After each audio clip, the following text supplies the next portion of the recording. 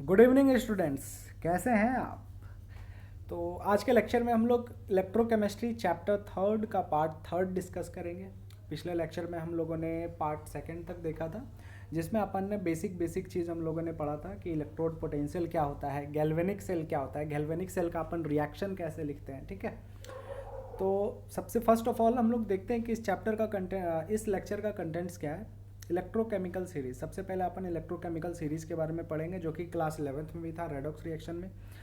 Second, third and fourth very very important topic. इससे आपका एक क्वेश्चन एग्जामिनेशन में 100 में से 150% आने की चांस है। मतलब डेफिनेटली आपका क्वेश्चन एक आएगा ही आएगा इन तीनों में से कोई एक न्यूमेरिकल। नस्ट इक्वेशन से इक्विलिब्रियम कांस्टेंट का डेरिवेशन जो होता है नस्ट इक्वेशन, उस पर न्यूमेरिकल, और गिब्स फ्री एनर्जी पे न्यूमेरिकल। ठीक है उसके बाद अपन क्या पढ़ेंगे, न्यूमेरिकल ऑन पॉइंट नंबर 3, 4 और 5। तो 3 और 4 और 5 तो है नहीं, 3 और 4, 2, 3, 4 कर दो यार। पॉइंट नंबर 2, पॉइंट नंबर 3 और point number 4, that is Nernst equation, equilibrium constant और गिब्स फ्री एनर्जी। ये तीनों पे अपन न्यूमेरिकल करेंगे। ठीक है, सबसे पहले अपन देखते हैं इलेक्ट्रोकेमिकल सीरीज होता क्या है। सीरीज का मतलब श्रृंखला, श्रृंखला का मतलब कुछ अरेंजमेंट होगा, कुछ सजावट होगा। तो इलेक्ट्रोकेमिकल सीरीज को अपन लोग एक्टिविटी सीरीज भी कहते हैं। तो ये आपको याद रखना, that electrochemical series is also known as activity series. ठीक है, इलेक्ट्रोकेमिकल सीरीज है क्या, सजावट है एलिमेंट्स का। It is the arrangement of elements. किसका एलिमेंट्स है, अरेंजमेंट का, एलिमेंट्स का अरेंजमेंट है, एलिमेंट्स का सजावट है in the order of increasing या डिक्रीजिंग इलेक्ट्रोड पोटेंशियल। हमने पिछले क्लास में इलेक्ट्रोड पोटेंशियल पढ़ा था। अगर इलेक्ट्रोड पोटेंशियल को बढ़ते क्रम में सजा दिया जाए, मतलब जितने भी एलिमेंट्स हैं उनको सजा दिया जाए, उनके इलेक्ट्रोड पोटेंशियल के इंक्रीजिंग या डिक्रीजिंग, मतलब उनके इलेक्ट्रोड पोटेंशियल के बढ़ते या घटते क्रम में, तो उसी सीरीज को, उसी अरेंजमेंट को, उसी सजावट को अपन इलेक्ट्रोकेमिकल सीरीज कहेंगे। जैक बोर्ड में ये पूछा जाता है डिफाइन इलेक्ट्रोकेमिकल सीरीज। सीबीएसई में कभी नहीं पूछेगा डिफाइन इलेक्ट्रोकेमिकल सीरीज, क्योंकि वो इसका जो पोर्शन है वो क्लास 11th रेडॉक्स रिएक्शन में ही पढ़ा चुका है ना सीबीएसई। लेकिन जैक बोर्ड में 12th में पूछा जाता है कि define electrochemical series. Electrical series क्या होता है, तो पहला पॉइंट आप लिख दोगे, it is also known as activity series. Activity series क्यों, कौन कितना ज़्यादा एक्टिव है, कौन कितना ज़्यादा रिएक्शन करता है। हम लोग को पता है सोडियम, पोटाशियम, कैल्शियम, मैग्नीशियम, ये सब बहुत ज़्यादा रिएक्टिव होता है। बीच में एक बॉर्डर में हाइड्रोजन आता है, हाइड्रोजन से नीचे कॉपर ऊपर ऐसे करके रहता है ना।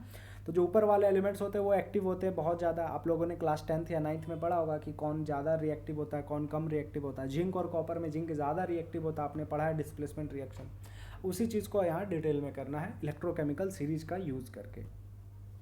तो इलेक्ट्रोकेमिकल सीरीज है क्या, इलेक्ट्रोकेमिकल सीरीज एक्टिविटी सीरीज है, अरेंजमेंट है एलिमेंट्स का इन द इंक्रीजिंग और डिक्रीजिंग ऑर्डर ऑफ पोटेंशियल। तो देखो ये जो आपको जो पिक्चर दिख रहा है ये इलेक्ट्रोकेमिकल सीरीज का आपका पिक्चर है ना। तो देखो इसमें क्या है, यहाँ पर आपको fluorine, lead, chlorine, oxygen, silver, एफी मतलब iron, copper, hydrogen, lead, iron, फिर से जिंक, फिर एल्युमिनियम, फिर मैग्नीशियम, फिर लिथियम, ये दे रखा है। और इधर आपका स्टैंडर्ड पोटेंशियल दे रखा है। क्या दे रखा है, स्टैंडर्ड पोटेंशियल है ना। तो आप लोग देखोगे कि नीचे जाने पे स्टैंडर्ड पोटेंशियल क्या हो रहा है, घट रहा है। स्टैंडर्ड पोटेंशियल क्या हो रहा है, घट रहा है। देखो ऊपर में प्लस 2.87 वैल्यू है, फिर 1.67 है, फिर 1.36 है, फिर 1.23 है, 0.80 है, ऐसे ऐसे कर करके ये सबसे ज़्यादा माइनस में कितना आया, 3.05 पे आया है। ठीक है, 3.05 पे आया, 3.05, ये 3.05 पे आया। ठीक है, तो इनके दिख रहा है कि ये डिक्रीज़ हो रहा है, तो डिक्रीजिंग ऑर्डर हो गया। इंक्रीजिंग में भी सजा देते तो कोई गलती होता, कोई गलती नहीं होता। तो यही जो एलिमेंट्स है, देखो fluorine, chlorine, bromine, argon, chlorine, जो भी है फलना ढिकना, ये सबको आपने सजाया। क्या चीज़ में सजाया, इंक्रीजिंग या डिक्रीजिंग में। सर क्या चीज़ इंक्रीजिंग डिक्रीजिंग में, स्टैंडर्ड पोटेंशियल है ना। अब एक बहुत महत्वपूर्ण बात बता रहा हूँ, दोनों बोर्ड्स के लिए इंपॉर्टेंट है, ये याद रखना, पूछा जाता है क्वेश्चन में। Higher electrode potential means stronger oxidizer. Sir ये अभी समझ में नहीं आएगा, पहले ये समझा देता हूँ। देखो इधर आपको हाफ सेल का रिएक्शन दे रखा है। क्या दे रखा है, हाफ सेल रिएक्शन। और उस रिएक्शन का हाफ सेल हम लोग पढ़े थे ना, एक लेफ्ट एनोड वाला होता था और एक कैथोड वाला। दोनों को फुल सेल बोलते थे, और सिर्फ एनोड या सिर्फ कैथोड को लेंगे तो हाफ सेल। उसका इलेक्ट्रोड पोटेंशियल दिया हुआ रहता है ना। तो ध्यान रखना, ये जो इलेक्ट्रोड पोटेंशियल दिया हुआ रहता है ना, ये एक्चुअली रिडक्शन पोटेंशियल होता है। क्या होता है, ये कहीं लिख लो तुम लोग कॉपी में, या जब नोट्स बनाओगे तो स्टैंडर्ड पोटेंशियल क्या रहता है, ये एक्चुअली रिडक्शन पोटेंशियल होता है, ये ध्यान रखना। जो भी स्टैंडर्ड पोटेंशियल क्वेश्चन में दिया हुआ रहता है या आपका जो एक्टिविटी सीरीज में वैल्यू पुट किया हुआ रहता है वो एक्चुअली में रिडक्शन पोटेंशियल होता है, मतलब उसका रिड्यूस होने की चाहत कितना है, रिड्यूस होने की इच्छा कितना है। जैसे आपका सपोज दैट क्रिकेटर बनने की इच्छा 2.1 का 2.87 है, एक का 1.67 है, मतलब इस पे ज़्यादा इसके पास ज़्यादा एस्पिरेशन है, इसके पास ज़्यादा डिटर्मिनेशन है बनने की, है ना। तो चाहत है ना, इलेक्ट्रोड पोटेंशियल। तो ये स्टैंडर्ड पोटेंशियल क्या चीज़ का होता है, रिडक्शन का पोटेंशियल होता है। तो इसका मतलब क्या हुआ कि सबसे ज़्यादा रिडक्शन होने का चाहत किसका है, फ्लोरीन का। ये याद रख लेना, ये एमसीक्यू में आता है, ठीक है। जैक बोर्ड में तो बहुत बार पूछा है, 4 से 5 साल पूछा है पिछले 10 साल में। सीबीएसई में भी पूछा गया 2 बार प्रीवियस 10 ईयर्स में कि which element has the highest reduction potential. अब देखो हाईएस्ट हम बताए ना, स्टैंडर्ड पोटेंशियल को ही हम लोग क्या बोलते हैं, रिडक्शन पोटेंशियल। रिडक्शन पोटेंशियल का हिंदी समझो, क्या होने की चाहत, रिड्यूस होने की चाहत। रिड्यूस मतलब इलेक्ट्रॉन ले लेना, ऑक्सीडेशन का मतलब इलेक्ट्रॉन दे देना, है ना। तो फ्लोरीन का सबसे ज़्यादा चाहत होता है इलेक्ट्रॉन लेने का। तो सबसे कम चाहत किसका होता है इलेक्ट्रॉन लेने का, सबसे नीचे में जो होगा लिथियम। तो लिथियम का सबसे कम लेने का चाहत है, मतलब सबसे ज़्यादा इलेक्ट्रॉन को डोनेट करने का चाहत है इसके पास, ठीक है। तो ये आप याद रखिएगा कि फ्लोरीन के पास सबसे ज़्यादा हाईएस्ट रिडक्शन पोटेंशियल है, लिथियम का सबसे लोवेस्ट रिडक्शन पोटेंशियल है, पहली बात।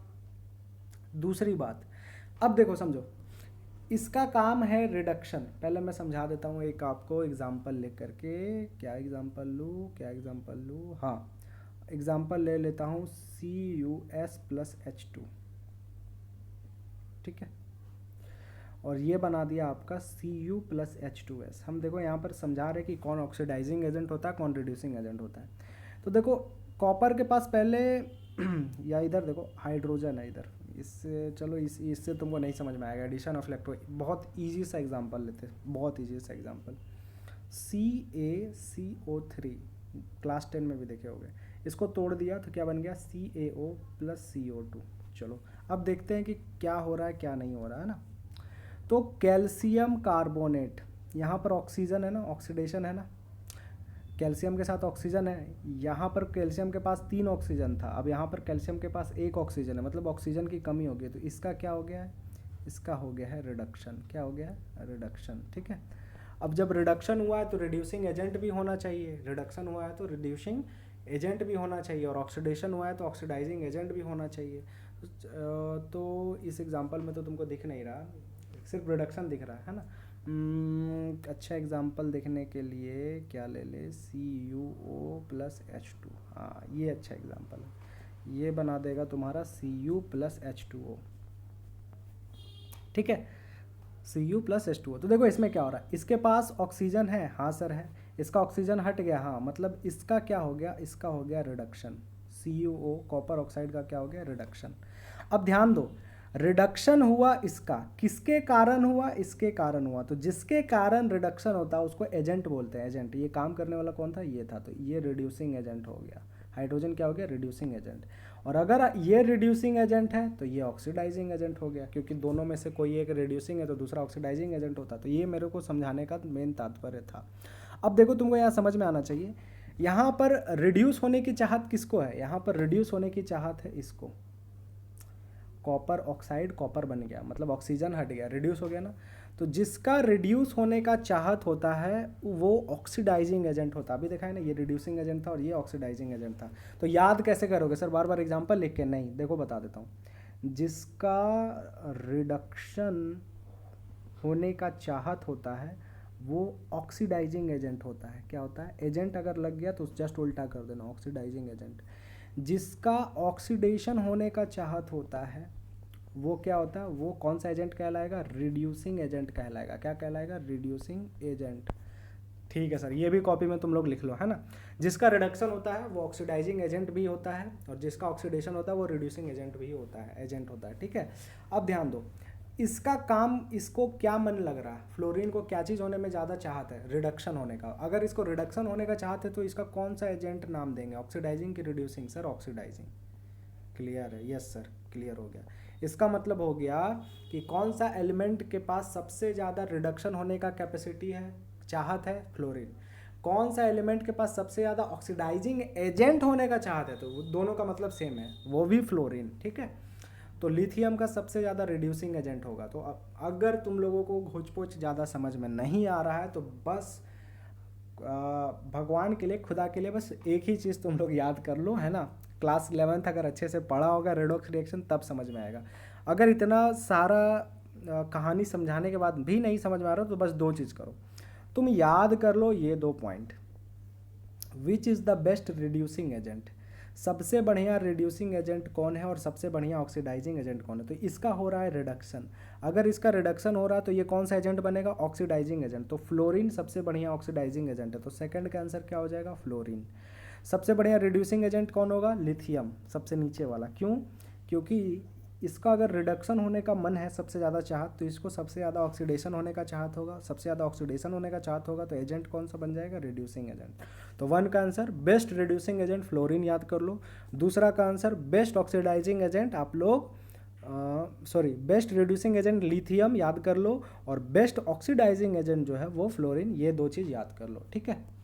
अब आते हैं कि इसका क्या यूज़ होता है, इलेक्ट्रोकेमिकल सीरीज़ का क्या यूज़ होता है। इलेक्ट्रोकेमिकल सीरीज़ का यूज़ से हम लोग पता करते हैं कि कौन किसको डिस्प्लेस कर सकता है, कौन किसको हटा सकता है, डिस्प्लेसमेंट कर सकता है।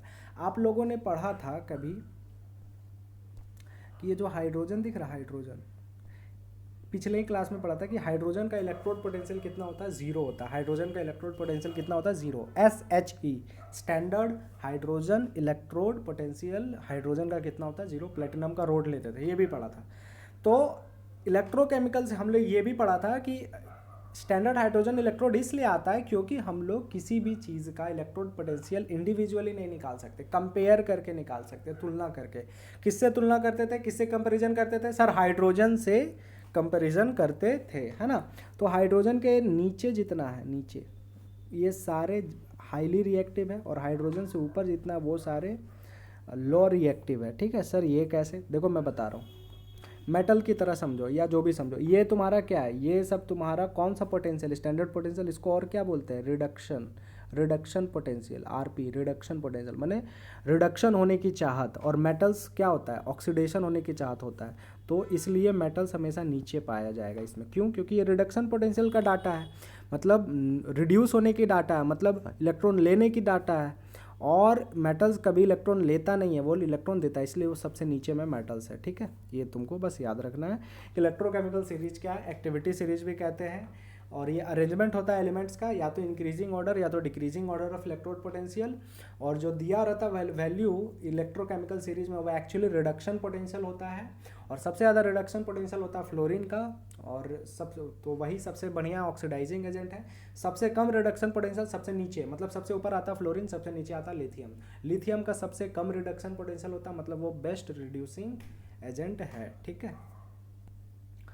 अब देखो क्या बोल रहा है, क्वेश्चन नंबर 3। क्वेश्चन नंबर 3 अभी तक आया नहीं है, मेरे को क्यों लग रहा है कि इस साल वो पूछेगा, अरेंज करने के लिए पूछेगा, ठीक है, इसलिए मैं दे दिया।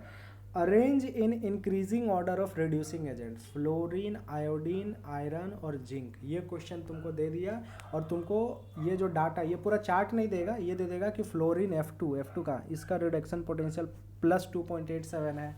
आयोडीन I2 का है, I2 इसमें नहीं है, मतलब I2 का भी वैल्यू दे देगा। Fe का भी वैल्यू 0.77 दे देगा। Zn का भी वैल्यू दे देगा। जिंक यहाँ पर है, ठीक है। अब इसमें तुमको रिड्यूसिंग एजेंट की लेन देखो, रिड्यूसिंग एजेंट का जस्ट उल्टा होता है एक्चुअल प्रोसेस। रिड्यूसिंग एजेंट का मतलब उसका ऑक्सीडेशन हो रहा है, क्या हो रहा है, ऑक्सीडेशन। और अगर ऑक्सीडाइजिंग एजेंट बोलेंगे तो उसका रिडक्शन हो रहा है, जस्ट उल्टा होता था, हम लोग देखे थे ना। सर नहीं समझ में आया, फिर से बताइए। अभी एग्जांपल बताया था मैंने कि CuO+H2 है, और अगर वो बन रहा Cu+H2O, तो इसका हो रहा है रिडक्शन। क्या हो रहा है, रिडक्शन, ठीक है। किसके कारण हो रहा है, इसके कारण। तो ये बन गया रिड्यूसिंग एजेंट Ra। अगर ये रिड्यूसिंग एजेंट है तो ये क्या बन जाएगा, ऑक्सीडाइजिंग एजेंट बन जाएगा OA, ऑक्सीडाइजिंग एजेंट। तो जिसका रिडक्शन होता है वो ऑक्सीडाइजिंग एजेंट भी होता है, और जिसका ऑक्सीडेशन होता है वो रिड्यूसिंग एजेंट भी होता है, वही चीज़ बता रहा हूँ। तो इसका रिड्यूसिंग एजेंट मैंने ऑक्सीडेशन देखना है। ऑक्सीडेशन बढ़िया किसका होना चाहिए, तो ऑक्सीडेशन सबसे बढ़िया उसका होगा जो सबसे बढ़िया मेटल होगा। और सबसे बढ़िया मेटल कौन होता है, सबसे नीचे वाला में होता है। सर तो वो तो नीचे ऊपर चार्ट तो देगा नहीं, वैल्यू दे देगा। तो ध्यान देना, ध्यान देना, ये रिडक्शन के लिए, और रिडक्शन का साइन हमेशा माइनस होता है। कोई भी चीज़ ले रहा है, कर्जा हो रहा है, मान लो मेरे पास क्लोरीन जो था 7 इलेक्ट्रॉन था, 1 इलेक्ट्रॉन ले लिया, तो वो क्या हो गया, कर्जा। तो ये देखो माइनस होना चाहिए, लेकिन आंसर में क्या दिया हो रहा था, चार्ट में बनाया जाता प्लस प्लस का। तो इसका मतलब क्या हुआ कि जिसका वैल्यू प्लस में ज़्यादा है वो रिडक्शन होने का चाहत उसका ज़्यादा है, जिसका वैल्यू माइनस में ज़्यादा होगा वो बढ़िया मेटल होता है। कहीं लिख लो, दिमाग मत लगाओ, कहीं लिख लो कॉपी में कि जिसका भी वैल्यू माइनस में हाई होता है वो हाईली रिएक्टिव होता है, हाईली रिएक्टिव होता है, माइनस में होना चाहिए। क्यों? क्योंकि ये डाटा जो बनाया गया है, स्टैंडर्ड लिया गया वही रिडक्शन के लिए, रिडक्शन नेगेटिव, रिडक्शन पॉजिटिव मतलब रिडक्शन होगा, रिडक्शन में नेगेटिव मतलब रिडक्शन नहीं होना चाहता, मतलब ऑक्सीडेशन होना चाहता है, ऐसे करके, ठीक है।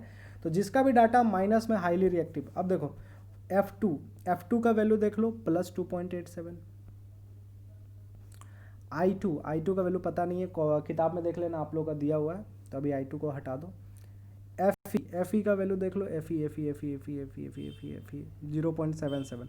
सर Fe कौन सा ले? अगर नहीं दिया हुआ तो Fe3 प्लस वाला लेना, अगर क्वेश्चन में बोल दिया Fe2 प्लस है तो Fe2 प्लस वाला डाटा लेना, कुछ नहीं दिया 3 प्लस वाला ले लो, मतलब 0.77 जिंक का, Zn जिंक का -0.76। रिड्यूसिंग एजेंट बढ़िया कौन होता है, जिसका ऑक्सीडेशन होता है, ऑक्सीडेशन कौन है, मेटल, और मेटल बढ़िया कौन होता है, जिसका नेगेटिव में सबसे ज़्यादा वैल्यू होता है। तो नेगेटिव में सबसे ज़्यादा वैल्यू किसका, जिंक का, तो जिंक सबसे बढ़िया रिड्यूसिंग एजेंट हुआ। उसके बाद 2.87 और 0.7 में कम कौन है, 0.7, तो उसके बाद क्या आ जाएगा, आयरन, और उसके बाद क्या आ जाएगा 2.87 वाला आयोडीन। और देखो अगर ये वैल्यू नहीं दिया हो रहा था तो तुमको ऐसे ही पता है कि सबसे बढ़िया जिंक होता है मेटल, उसके बाद आयरन, और आयोडीन तो नॉन मेटल, इसलिए सबसे घटिया होगा।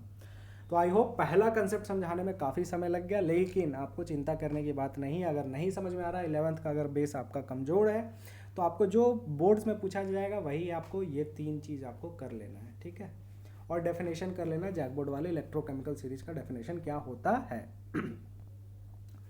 नेक्स्ट देखो एक इंटेक्स्ट क्वेश्चन दिया हुआ है, how do you determine the standard potential of system Mg2+ से Mg। देखो हमने पहले ही कल पढ़ा था थ्योरी में, पिछले वाले वीडियो में, कि किसी भी मेटल का या किसी भी एलिमेंट का इलेक्ट्रोड पोटेंशियल निकालना है तो हम लोग उसको अकेले नहीं निकाल सकते, कंपेरिजन में निकालते विथ स्टैंडर्ड हाइड्रोजन इलेक्ट्रोड। तो हम लोग क्या लिखेंगे, आंसर बता रहे हैं, we can determine the standard electrode potential of Mg2+ से Mg by using SHE standard hydrogen electrode. तुम लोग पूरा लिख देना, ठीक है।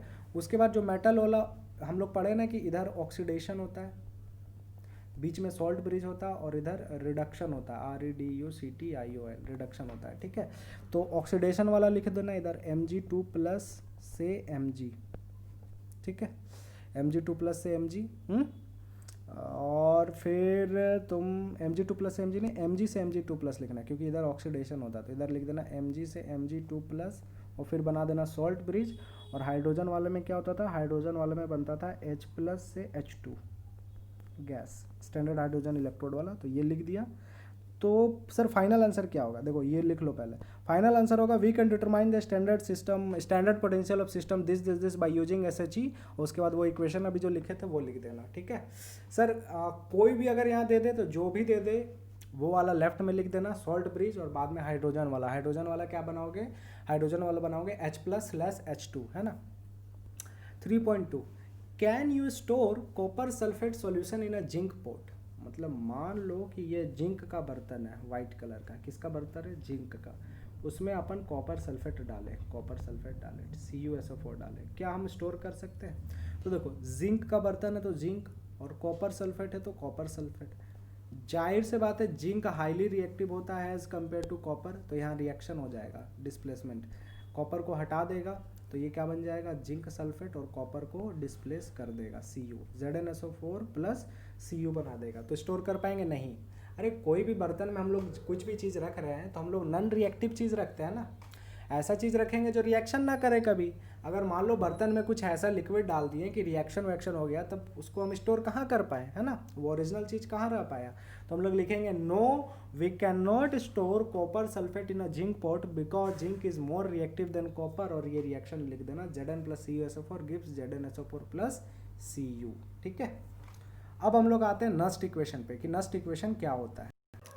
हाँ, तो हम लोग देखते हैं नस्ट इक्वेशन क्या होता है। ठीक है, देखो Nernst equation, this equation is used to find the electrode potential of the cell when the concentration of electrolyte is not unity, मतलब एक नहीं होता है। अब समझो ये बात, याद करो पिछले फर्स्ट या सेकंड पार्ट में जब मैंने डेनियल सेल बताया था तो हमने लिखा था जिंक बनता है जिंक 2+, सॉल्ट ब्रिज कॉपर 2+ बन जाता है कॉपर। यहाँ पर जिंक 2+ का कंसंट्रेशन 1 मोलरिटी और कॉपर 2+ का कंसंट्रेशन 1 मोलरिटी। यहाँ तक कि जब पिछले वीडियो में हम लोग स्टैंडर्ड हाइड्रोजन इलेक्ट्रोड पढ़े थे तो उसमें हाइड्रोजन गैस का जो कंसंट्रेशन था या H+ का, वो भी हम लोग 1 मोलर ही ले रहे थे। ठीक है, इसका मतलब क्या होता है, किसी भी चीज़ का जब कंसंट्रेशन 1 मोलरिटी होता है, जब किसी भी गैस का कंसंट्रेशन 1 मोलरिटी होता है, उस समय जब हम लोग निकालते हैं इलेक्ट्रोड पोटेंशियल तो उसको हम लोग स्टैंडर्ड कंडीशन बोलते हैं। क्या बोलते हैं? स्टैंडर्ड। तो उस समय जो इलेक्ट्रोड पोटेंशियल आता है उसको हम लोग बोलते हैं स्टैंडर्ड इलेक्ट्रोड पोटेंशियल। सर नहीं समझ में आया, तुरंत समझ में आएगा। किसी भी चीज़ का इलेक्ट्रोड पोटेंशियल निकालो जब उसका कंसंट्रेशन 1 मोलरिटी है, एक 1 ही है, उसका मोलरिटी का वैल्यू 1 ही है, ना 1 से ज़्यादा ना 1 से कम, तो उस समय जो निकलेगा इलेक्ट्रोड पोटेंशियल उसको स्टैंडर्ड इलेक्ट्रोड पोटेंशियल बोलते हैं। The electrode potential determined when the concentration of the solution is 1 molarity, उसको हम लोग 1 मोलर या 1 मोलरिटी उसको स्टैंडर्ड बोलते हैं। ठीक है, दूसरा चीज, स्टैंडर्ड इलेक्ट्रोड पोटेंशियल को किससे डिनोट करते हैं? देखो ई ऑफ अ सेल का मतलब होता है इलेक्ट्रोड पोटेंशियल, और अगर ऊपर में एक गोला और इसमें माइनस का साइन बना दो तो इसको बोलते हैं स्टैंडर्ड इलेक्ट्रोड पोटेंशियल, है ना। तो ई ऑफ अ सेल और इसको हम लोग बोलते हैं E naught of a cell. E of a cell और E naught of a cell क्या है? ये electrode potential of the cell है, और जहाँ भी नॉट लग गया मतलब ऐसे करके माइनस टाइप में, तो उसको हम लोग स्टैंडर्ड इलेक्ट्रोड पोटेंशियल बोल देते हैं, और वो उस समय कंसंट्रेशन 1 होता है। इस समय कंसंट्रेशन कुछ भी हो सकता है। तो नस्ट इक्वेशन क्या है? ये एक ऐसा इक्वेशन है जिससे हम लोग निकालते हैं किसी भी चीज़ का इलेक्ट्रोड पोटेंशियल अगर उसका कंसंट्रेशन 1 मोलरिटी नहीं है। मतलब 1 मोलरिटी पे कंसंट्रेशन तो हमको पता चल जाएगा चार्ट से निकाल लेंगे, जो अभी इलेक्ट्रोकेमिकल सीरीज दिया होता है वो सब 1 मोलरिटी कंसंट्रेशन के लिए। लेकिन अगर कंसंट्रेशन 2 मोलरिटी 3.5 4 7 ये सब कुछ आ गया तो उसके लिए कौन सा इक्वेशन लगाना पड़ेगा? नस्ट इक्वेशन निकालना पड़ेगा। तो दिस इक्वेशन इज यूज्ड, ये इक्वेशन का अपन यूज करते हैं to find the electrode potential of the cell when the concentration of the electrolyte is not unity, मतलब एक नहीं है, यूनिटी मतलब एक नहीं है। ठीक है, दूसरा चीज देखो, जैसे आप लोग अभी तक पढ़े हो यूनिवर्सल ग्रेविटेशनल कांस्टेंट का वैल्यू 6.67 इंटू 10⁻11 होता है, कूलम्ब्स कांस्टेंट का वैल्यू 9 इंटू 10⁻9 होता है। वैसे याद कर लो फैराडे कांस्टेंट, एक कांस्टेंट है, क्या है? Faraday constant.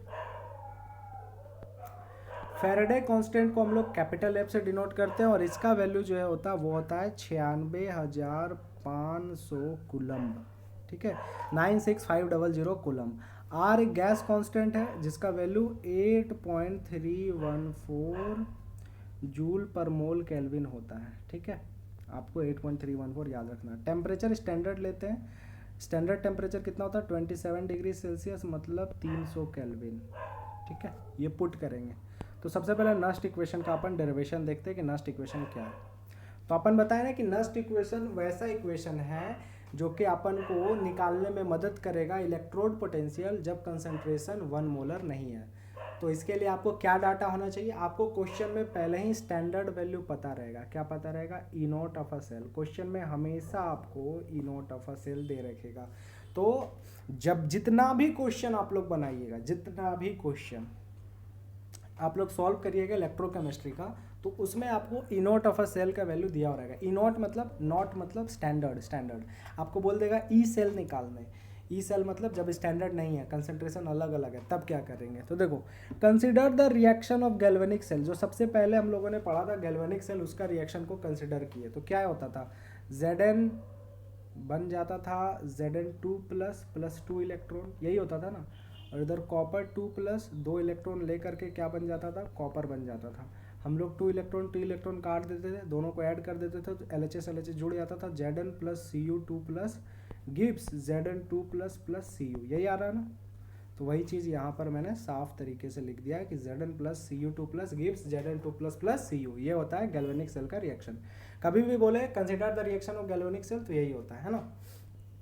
हमको ये भी पता है कि जो जिंक होता है वो सॉलिड रूप में होता है, और कभी भी कोई भी चीज़ +2 या -2 के चार्ज में है तो वो हमेशा एक्वस सॉल्यूशन में होता है, इलेक्ट्रोलाइट होता है, ठीक है।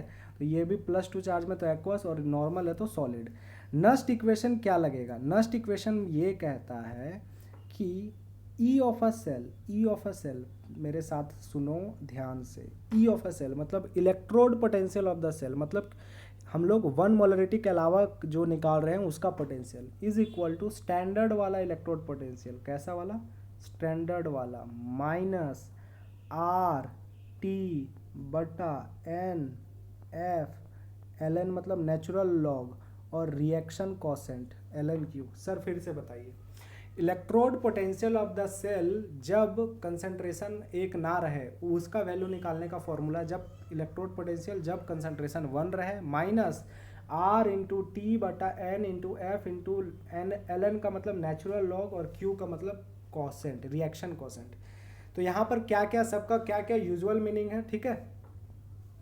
तो देखो समझो, ये चीज़ लिख दिया। ई नॉट ऑफ अ सेल को हम लोग, तुम लोग देखो जैसे ही कैसे लिखोगे, जैसे ही मैं बता रहा हूँ आप लोग, ये डेरिवेशन यहाँ से शुरू हो गया, डेरिवेशन ऑफ नस्ट इक्वेशन। आप लोग ये लिखोगे, कंसिडर द गैल्वेनिक रिएक्शन, ठीक है, सॉलिड और एक्वस और ये सब लिख देना। तो Nernst equation can be written as, ये लिख देना, E cell is equal to E naught of a cell minus R T बटा N F L N Q. अब बाकी सबका मीनिंग लिखना क्या है। ई ऑफ अ सेल का मतलब हुआ electrode potential of the cell when the concentration is not unity. E naught of a cell का मतलब हुआ standard potential of the cell when the concentration of electrolyte is 1 molar. R क्या है? Gas constant जिसका value 8.314 होता है। N क्या है? Number of electron. टी क्या है? टेम्परेचर 27 डिग्री सेल्सियस लेते हैं, 300 केल्विन पुट करेंगे। एफ क्या? Faraday constant 96500 coulomb. L N क्या? Natural log. और क्यू क्या है? Reaction constant. रिएक्शन कॉसेंट तभी समझ में आएगा, चलो समझा देता हूँ, जब क्लास 11th में पढ़े होगे रिएक्शन कॉसेंट इक्विलिब्रियम चैप्टर में।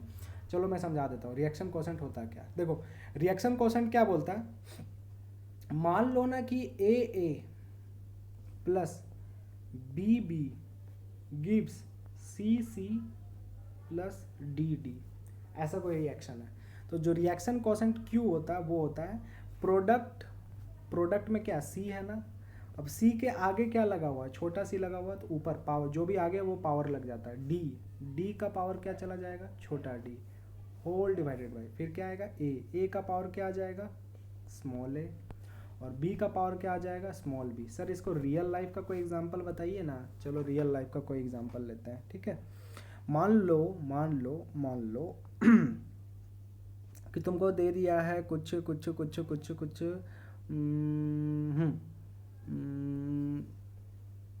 AgCl 2 प्लस BaSO4,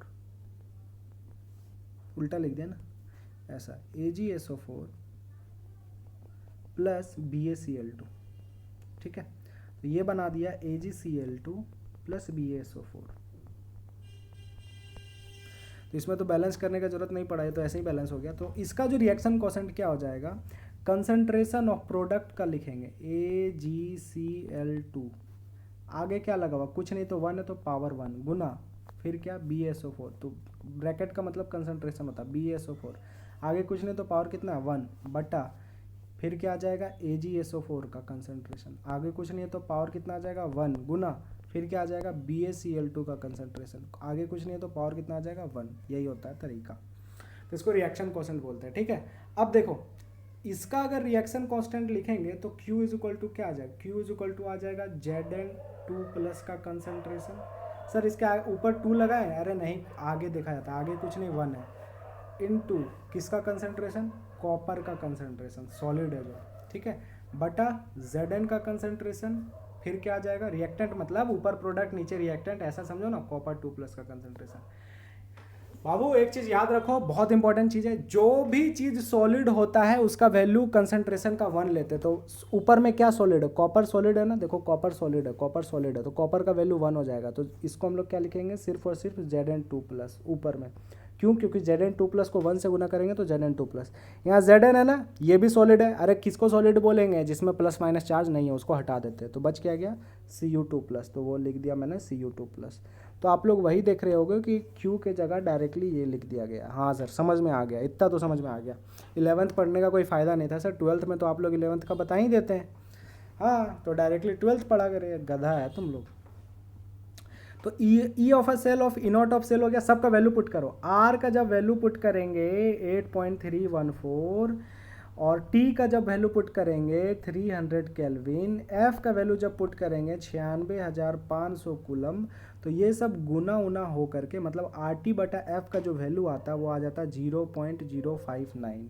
सर बता दीजिए, आर टी बटा एफ। कैलकुलेटर है घर में? हाँ सर, मोबाइल भी है। वैल्यू पुट करो, यहाँ पर आर के जगह 8.314 पुट करो, टी के जगह 300 केल्विन और एफ के जगह 96,500, तो लगभग क्या आएगा इसका वैल्यू 0.059 आ जाएगा। तो ये क्या बन गया? ये बन गया ई ऑफ अ सेल बराबर E naught of a cell R T बटा एफ। आर टी बटा एफ के जगह 0.059, यहाँ तुम 2 मत लिखो, अभी एन लिखो। क्या लिखो? एन।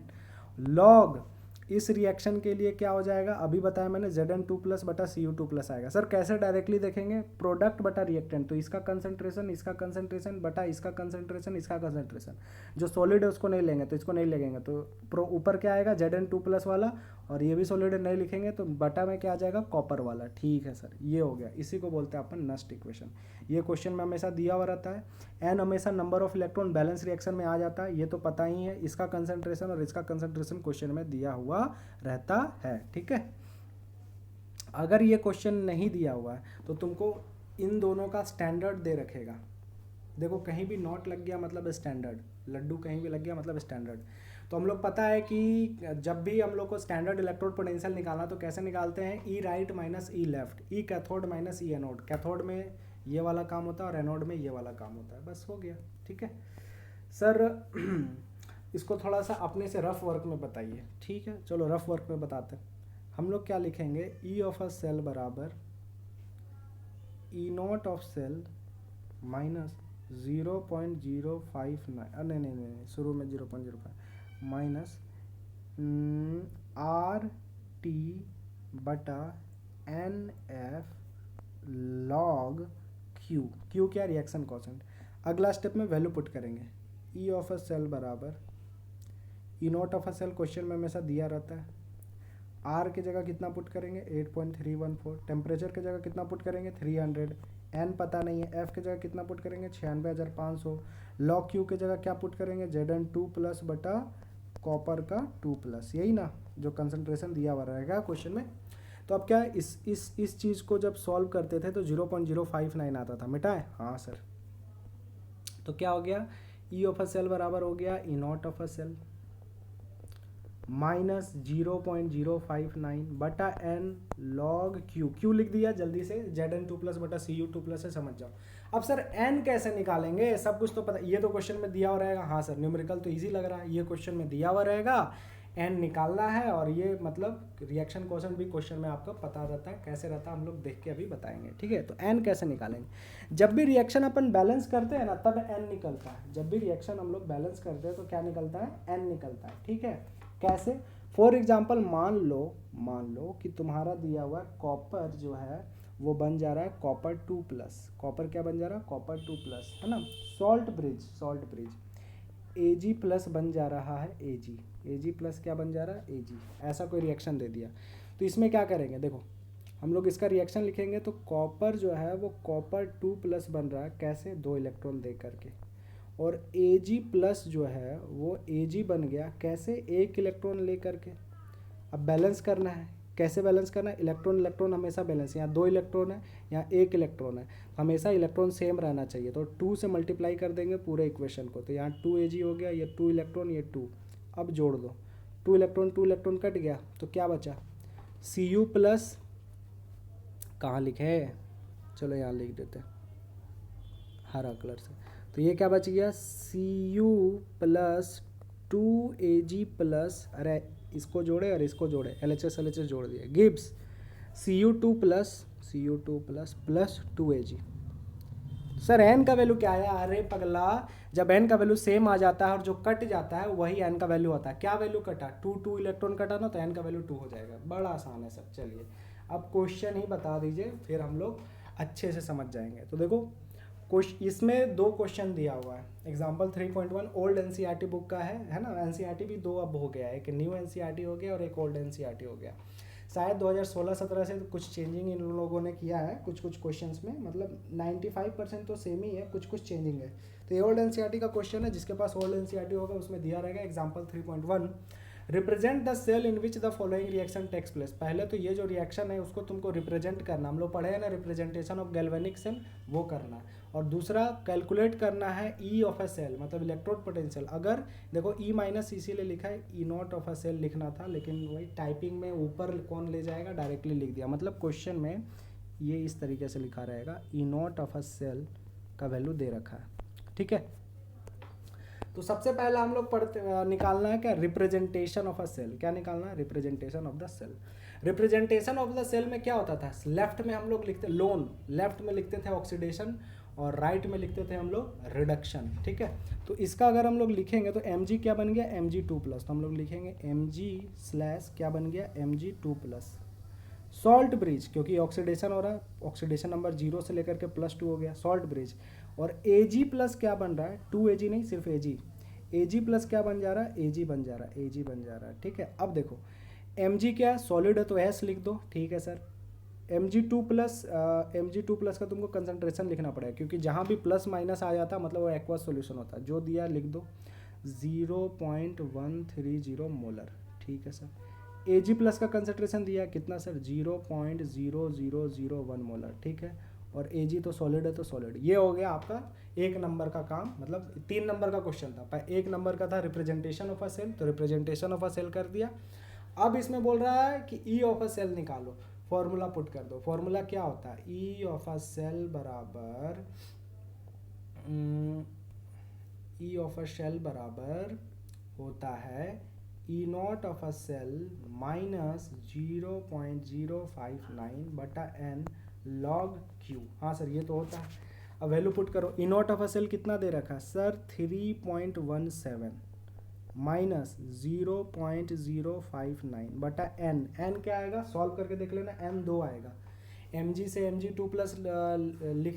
Mg2++2 इलेक्ट्रॉन बनेगा, और Ag+ से Ag बनेगा, प्लस से Ag लेकर के, है ना। और उसके बाद 2 से मल्टीप्लाई, अभी तो सॉल्व करवाया था, सेम चीज़ तो है ना। तो कॉपर बस उसके जगह था, तो देख लेना 2 आएगा। और अगर है ना तुम्हारा 2 नहीं आया, नहीं समझ में आया, तो मेरे को कमेंट करके बता देना, ठीक है। मैं तुमको समझा दूंगा कि n कैसे निकालते हैं, अगर आप लोगों को समझ में नहीं आया। n कैसे निकालते हैं, जो भी रिएक्शन दिया है लिख दो, जो बैलेंस किया हुआ रहता है, बैलेंस करने के बाद जो जो इलेक्ट्रॉन कट जाता है वही n का वैल्यू हो जाता है। अच्छा सर एक ट्रिक बताएं जिससे तुमको कुछ भी करने की ज़रूरत नहीं है। हाँ सर, तो क्योंकि ये तो ऐसे भी तुम बैलेंस वाला रफ में ही करोगे।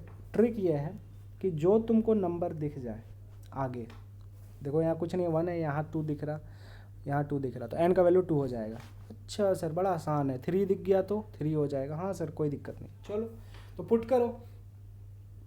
ई ऑफ अ सेल के जगह ई नॉट ऑफ अ सेल कितना, 3.17 माइनस 0.059/n कितना सर, 2 इंटू लॉग प्रोडक्ट का कंसंट्रेशन, प्रोडक्ट में सॉलिड नहीं लेते, इसका लिखेंगे Mg के आगे क्या लगा हुआ है, 1 लगा हुआ है, तो हम लोग क्या लिखेंगे 0.130 आगे 1 है तो पावर 1 बट्टा बट्टा बट्टा बट्टा रिएक्टेंट, ये तो सॉलिड है इसको नहीं लेंगे, Ag+ का कंसंट्रेशन कितना है 0.0001 का पावर आगे जो लगा रहता, आगे कितना लगा हुआ है, 2 लगा हुआ है, तो 2 लगा दिया। यहाँ तक समझ में आ गया सर, यहाँ तक तो समझ में आ गया, वैल्यू ही पुट कर रहा था, कुछ था नहीं। सॉल्व कैसे करेंगे सर इतना बड़ा नंबर को, ये तो बताओ। चलो सॉल्व करना भी सीख लेते हैं, ठीक है, कोई दिक्कत नहीं है, सॉल्व करना भी सीख लेते हैं कि कैसे हम लोग अप्रोक्स आंसर फटाक से निकाल सकते हैं। 3.17 है तो लिख दिया 3.17। हाँ सर बाबू 0.059/2 ये याद कर लो तुम लोग, 0.0295 होता है, ये खाली याद कर लो क्योंकि बार बार यूज होगा। 0.059/2 0.0295 होता है ना, 29 दूनी 58 और 5 दूनी 10, 259 मैंने 59 आ जाता, ठीक है।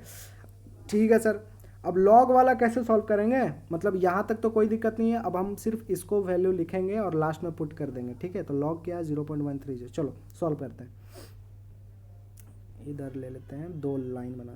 लॉग क्या है, एक तरफ है लॉग 0.130 का पावर 1 बटा बटा बटा बटा बटा ए जी कितना 0.0001 का पावर 2, ठीक है। इसी को सॉल्व करना है।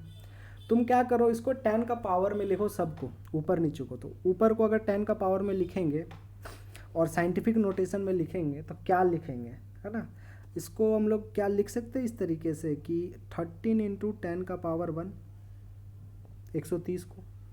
अच्छा ये 0.130 है ना, तो 0.130 है, 0.130 है, तो इसको क्या लिखेंगे सर अच्छे से बताओ ना, अच्छा लोग को अच्छे से बता रहे, यार पसीना आ गया, काम नहीं कर रहा, 0.130 को हम लोग हटाएंगे तो नीचे 3 जीरो आएगा, हाँ सर 3 जीरो आएगा, 1 जीरो कटेगा, हाँ सर कटेगा, तो 13 इंटू 10 का पावर -2 लिख दें, 10 का पावर 2 ऊपर चला जाएगा, ठीक है लिख दो, कोई दिक्कत नहीं है, क्या दिक्कत है, बटा इसको क्या लिखेंगे 1 2 3 4, 1 2 3 4, 10 का पावर -4, 10 का पावर -4 का होल स्क्वायर, तो 10 का पावर -8 हो जाएगा, मतलब 13 इंटू 10 का पावर -2।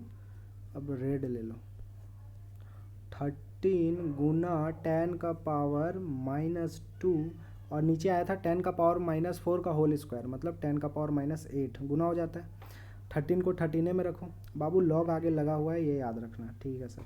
लॉग मैंने सॉल्व करना सिखाया था तुम लोग को आसानी से, है ना, क्लास में। अब तुम लोग को पता चलेगा इसका यूज़ क्या होता है, बिना लॉग टेबल यूज़ किए ही बना लेते हैं हम लोग, ठीक है।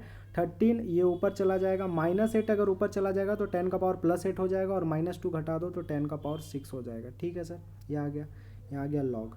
तुम लोगों ने पढ़ा है कि लॉग जब भी मल्टीप्लाई में होता है तो लॉग प्लस में हो जाता है, तो इसको क्या बोलेंगे log 13 प्लस log 10 का पावर 6। हाँ सर बड़ा आसान है, ठीक है।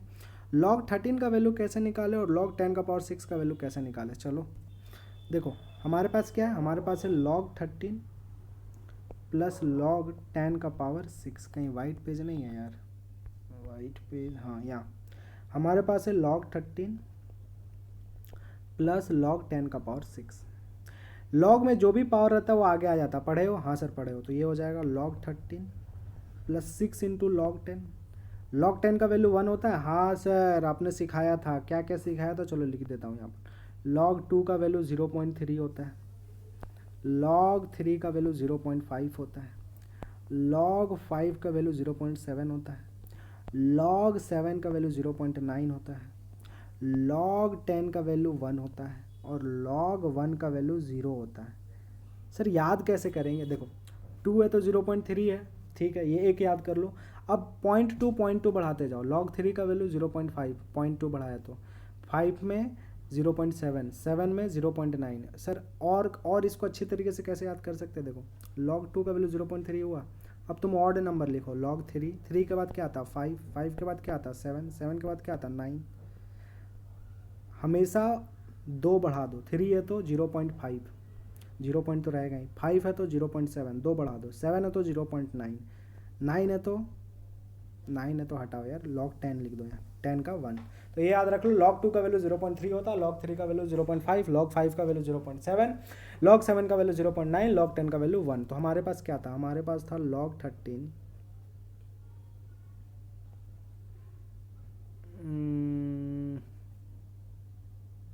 log 13 प्लस log 10 का पावर 6, कुछ यही था ना शायद, हाँ चलो। तो log 13 जो है 13 को क्या माने, 13 को हम लोग लगभग 12 मान ले, चलो कोई दिक्कत, इतना माना जा सकता है। log 12 को log 3 इंटू log 4 लिखें, हाँ सर। log 3 इंटू 4 को log 3 प्लस log 4 लिखें, हाँ सर। ये देखो क्लासरूम में जो जो पढ़ाया गया है, क्लास में जो मैंने पढ़ाया था log करने, उसको बिल्कुल समझ में आ रहा होगा कैसा कैसा हो रहा है। जो फर्स्ट टाइम देखा होगा हवा भी नहीं लग रहा होगा उसको, सर कर क्या रहे। log 3 का वैल्यू 0.5 पुट कर दें, हाँ। log 4 का वैल्यू क्या होता है, log 4 को हम लोग log 2 का पावर 2 लिख सकते हैं, 2 log 2 आ जाएगा, log 2 का वैल्यू 0.3 मतलब 0.6, ये 0.6 आ गया, मतलब log 13 का वैल्यू 1.1 आ गया, क्या आ गया 1.1। तो हम लोग log 13 की जगह 1.1, और यहाँ क्या बचा था log 10 का पावर 6 आगे आ जाएगा, तो 6 इंटू log 10 हो जाएगा, हाँ सर हो जाएगा। तो 1.1 प्लस log 10 का वैल्यू 1 होता है, ये 6, मतलब उसका वैल्यू 7.1 आया। पूरा जो झमेला था लॉग वाला, मतलब log इंटू Zn2 प्लस का कंसनट्रेशन, इसमें क्या था log इंटू Zn2 प्लस नहीं था, log into log into Mg2 plus का, मतलब 0.130 बटा 0.0001 का वैल्यू 7.1 आ गया। ठीक है, अब जब जो जो वैल्यू है जाकर के पुट कर दो, कैलकुलेटर का यूज करो, आंसर आ जाएगा। सर एग्ज़ाम में तो कैलकुलेटर नहीं मिलेगा, एग्ज़ाम में कैसे सॉल्व करेंगे? एग्ज़ाम में सॉल्व करने का तरीका होता है, अगर तुमने फॉर्मूला लिखा, फॉर्मूला लिखने के बाद वैल्यू सही पुट कर दिया तो 3 नंबर का है तो 2 नंबर तो वहीं आ गया। अब कैलकुलेशन में क्या है, लॉग का कैलकुलेशन फिर एग्जामिनर चेक करता है कि इसको लॉग आता है कि नहीं आता। बाद में अगर तुम गुना भागा में जो गलती किया उसमें कोई मतलब नहीं है, उसको लॉग का ये वाला जो स्टेप है ना, ये सब अगर सही कर दिया, भले आंसर ना आए फाइनल, तुमको फुल में फुल मिलेगा। ठीक है, तो ये था तुम्हारा क्वेश्चन। नेक्स्ट है डेरिवेशन ऑफ इक्विलिब्रियम कांस्टेंट। तो लेक्चर काफ़ी लंबा हो गया है ना, तो ये जो डेरिवेशन ऑफ इक्विलिब्रियम कांस्टेंट है और वो जो है आपका गिब्स फ्री एनर्जी, ये हम लोग अगले क्लास में करेंगे। लंबा लेक्चर इसलिए चला गया बाबू, बहुत ज़्यादा इम्पोर्टेंट है ये वाला part. Point number 3, point number 4, point number 5 या 2, 3, 4, नस्ट इक्वेशन, इक्विलिब्रियम कांस्टेंट और गिब्स फ्री एनर्जी। डेफिनेटली एक क्वेश्चन आ ही रहा है, न्यूमेरिकल ही आता है, डेफिनेटली है। ठीक है, तो अच्छे से करिए, न्यूमेरिकल में समझिए कि कैसे सर वैल्यू पुट कर रहे हैं, कहाँ पर क्या किया जा रहा है। आप लोगों को 9 या 9:30 बजे तक मैं डीपीपी भेज दूंगा, जिसमें आपको नस्ट इक्वेशन से रिलेटेड जितने भी इंपॉर्टेंट क्वेश्चन है वो भेज देंगे। आप लोग ट्राई करिएगा, जो नहीं बनेगा आप लोग पूछ लीजिएगा। That's all from today's class.